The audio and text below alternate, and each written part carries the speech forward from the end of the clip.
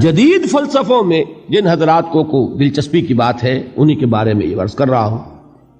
جدید فلسفوں میں بھی ایک فلسفہ ہے وجودیت، ایگزسٹانشلزم. آپ نے نام سنا ہوگا سارترے، یہ فرینچ فلسفر، اور اس وقت دنیا میں جو نوجوان نسل ہے وہ بہت زیادہ متاثر ہوئی ہے سارترے کے فلسفے سے.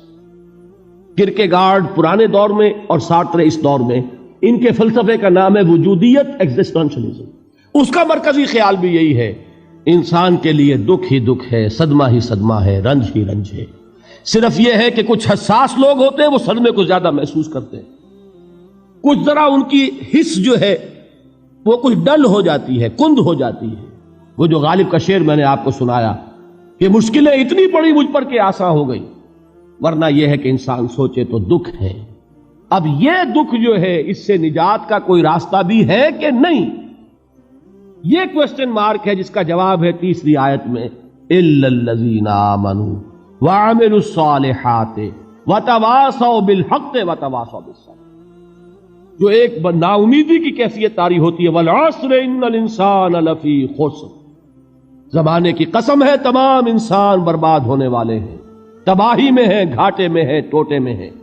اس سے جو ایک مایوس کن صورتحال سامنے آتی ہے، اس مایوسی سے نجات دلانے والی آیت ہے تیسری آیت. ایک راستہ ہے، یہ امید کی کرن ہے، تباہی سے بچ سکتے ہو. ابدی بربادی، وہ بربادی یہاں تو یہ ہے کہ ہم نے مشقتیں اٹھا لیں، فاقے جھیل لیے، تکلیفیں برداشت کر لیں، صدمے برداشت کر لیے، لیکن موت آئی، اس کا خاتمہ ہو گیا. لیکن اس کے بعد اگر خدا نہ خواستہ جہنم میں جھونک دیے گئے، وہ ابد الآباد تک کی، وہ ہمیشہ ہمیشہ کی جلن. قرآن کہتا ہے کہ اگر ایک کھال جل جائے گی، جھلس جائے گی، اللہ اور کھال دے دے گا.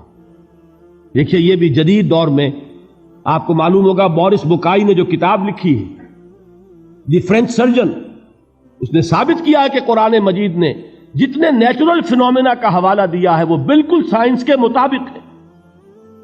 آج ہمیں یہ معلوم ہے کہ حس جو ہے وہ صرف کھال میں ہوتی ہے، کھال حساس ہوتی ہے، کھال اتر جائے نیچے جو ہے گوشت جلے گا، آپ کو تکلیف نہیں ہوگی.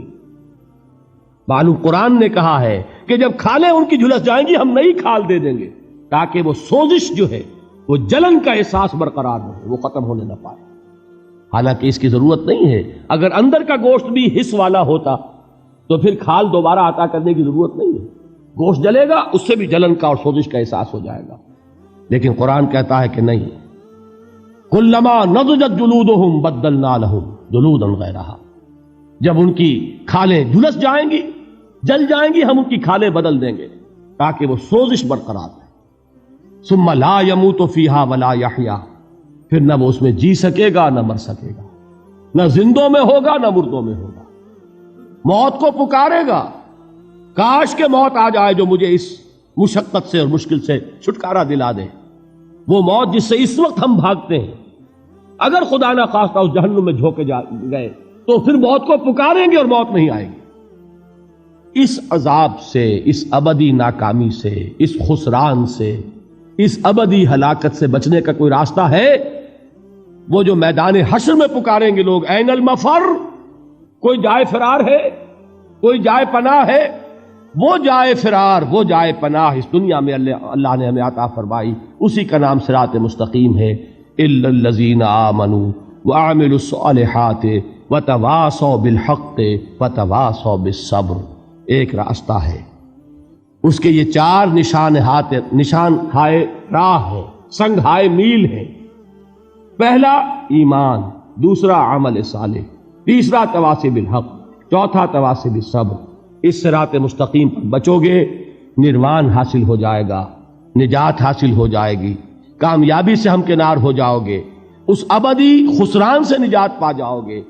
اللہ تعالی ہم سب کو اس کی توفیق عطا. میرا دل برماہی نہیں آیا،